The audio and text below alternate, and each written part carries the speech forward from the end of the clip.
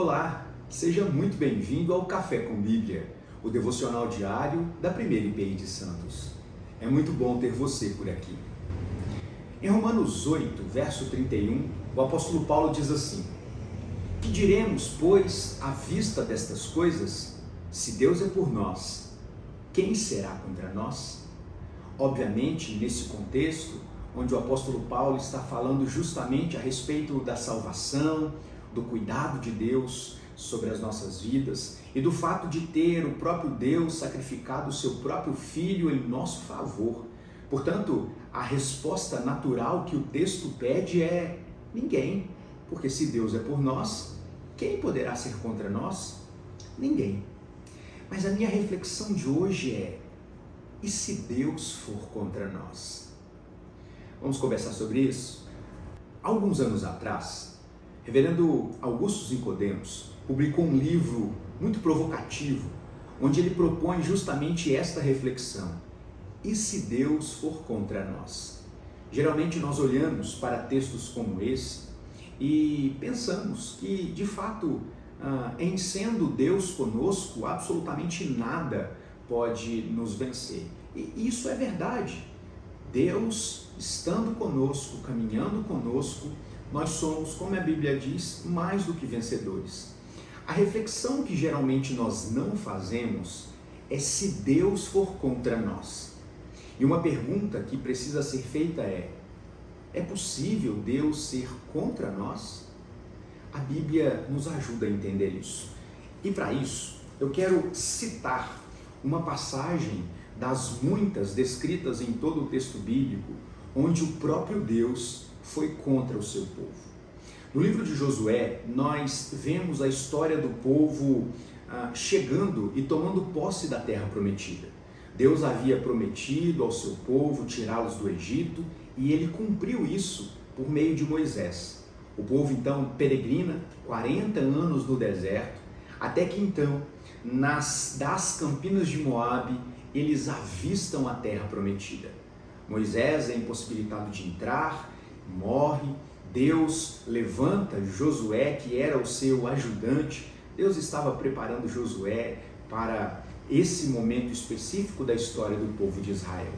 Então Deus fortalece Josué: ser forte, corajoso, não tenha medo, porque eu serei contigo por onde quer que andares. Em outras palavras, é como se Deus dissesse para Josué: enquanto eu for contigo, quem será contra você? E então Josué obedece ao Senhor, dá ordens ao povo e a grande, importante, fortificada cidade de Jericó cai diante do poder de Deus. Então o povo de Deus toma posse daquela cidade. Eles se enchem de alegria, porque viram mais uma vez Deus sendo a seu favor. Ocorre que na sequência havia uma pequena cidade, muito menos importante, menos poderosa, inclusive do ponto de vista militar, que se chamava Ai. Então, uma pequena comitiva do povo, do exército, foi para dominar a cidade de Ai. Ocorre que, nesse ínterim, Deus havia dito que o povo deveria se abster de tudo aquilo que era proveniente da cidade dominada. No caso, Jericó. Deus diz assim: porém a cidade será condenada. Ou seja, a cidade e tudo que pertence à cidade.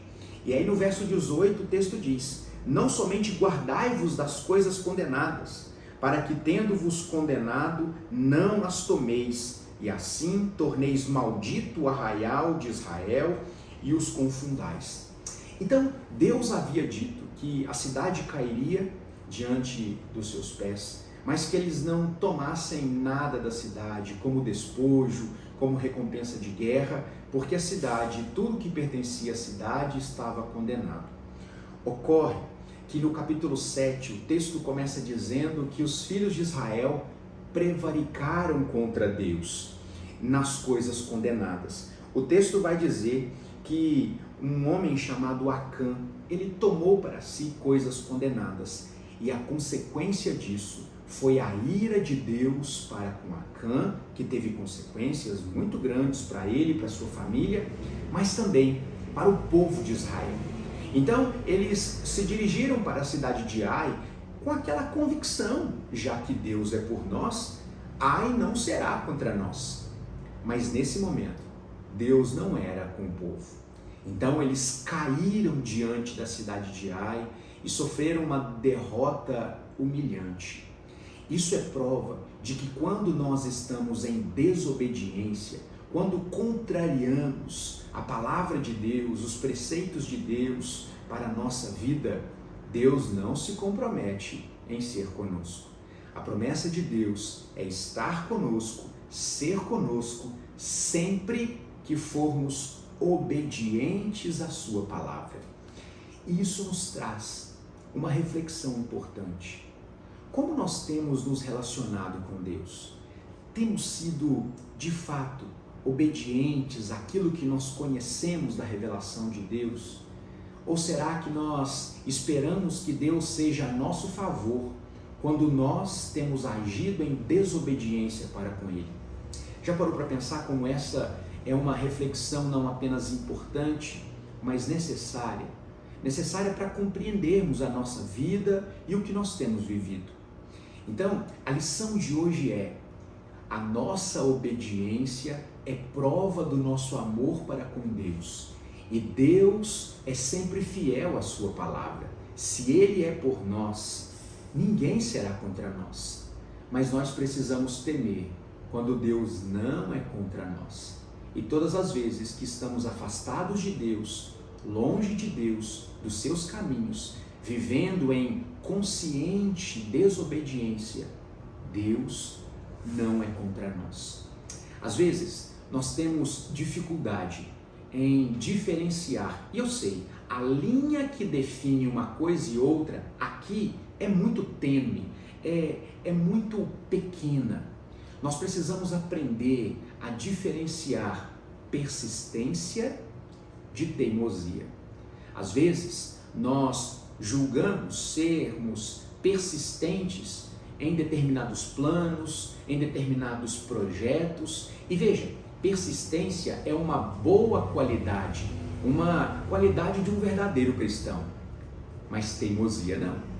E nós precisamos entender se de fato nós temos sido persistentes ou teimosos. Se de fato nós temos vivido pela fé, buscando fazer a vontade de Deus na nossa vida, para nós e para as pessoas que estão à nossa volta, ou se nós temos agido contra a palavra de Deus, tapado os nossos ouvidos para aquilo que Deus tem nos dito por meio de sua palavra, e assim agindo por mera teimosia.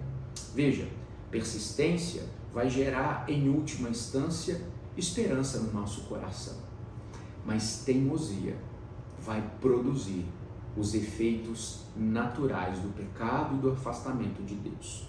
Portanto, que nós investiguemos o nosso coração, peçamos para que Deus nos conceda a graça de, ao olhar para dentro de nós mesmos, buscarmos fazer aquilo que é a vontade de Deus para nós. Eu preciso disso. E eu quero convidar você também a essa reflexão. Vamos orar? Querido Deus, nesse momento nós colocamos diante do Senhor o nosso coração, reconhecendo, ó Deus, o quão pecadores nós somos, limitados, e o quanto nós precisamos da sua graça e misericórdia sobre as nossas vidas. Perdoa-nos, ó Deus, por todas as vezes que insistimos em fazer algo que é contrário à sua palavra. Perdoa-nos, ó Deus, todas as vezes que nos distanciamos do Senhor, da sua igreja, quando no coração sabemos que deveríamos nos aproximar. Perdoa-nos, ó Deus, quando fazemos coisas que nos afastam de Ti e que atrapalham a nossa comunhão com o Senhor. Perdoa-nos, Senhor, quando deixamos de fazer aquilo que sabemos que precisamos de fazer e pecamos por omissão. Tem misericórdia de nós e nos ajude a fazermos aquilo que o Senhor quer. Nos ajude a estarmos sempre no centro da sua vontade para nós e que a nossa vida glorifique ao Senhor. Esse é o desejo do nosso coração e a razão da nossa oração em Cristo Jesus. Amém. Que Deus abençoe a sua vida, que você tenha um ótimo dia E é claro, como sempre, um bom, um ótimo café com Bíblia para todos nós. Tchau!